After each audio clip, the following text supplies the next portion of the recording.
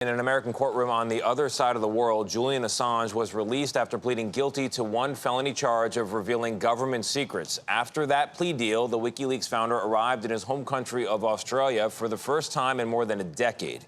Remy Inocencio is there in the Australian capital.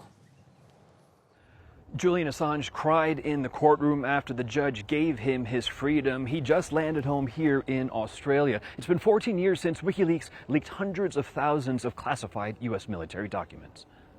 Flight to freedom. Julian Assange flew from London through Bangkok, then Saipan.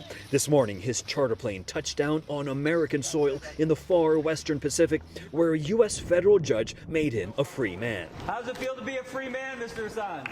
And his lawyers and Paul Rudd, Australia's ambassador to the U.S., spoke of closure, with Washington scrapping its extradition request. I'm not sure many in the intelligence community would say that this is over. The legacy of Assange is much more complicated, says Chris Krebs, a former U.S. director of the Cybersecurity and Infrastructure Security Agency and CBS News contributor. Do I think that this style of activity, this hack and leak operation style of activity is done now? No, of course not. I think it will continue to be a key part of the Kremlin's plans in the West. As for others in the intelligence space, from American turned Russian citizen Edward Snowden to law enforcement and the military, Krebs says they're judging Assange's plea deal.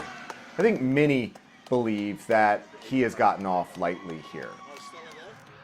But here in Canberra, Julian Assange is now far removed from the public eye. His wife and his father are here to greet him as a free man. His brother says he will rest.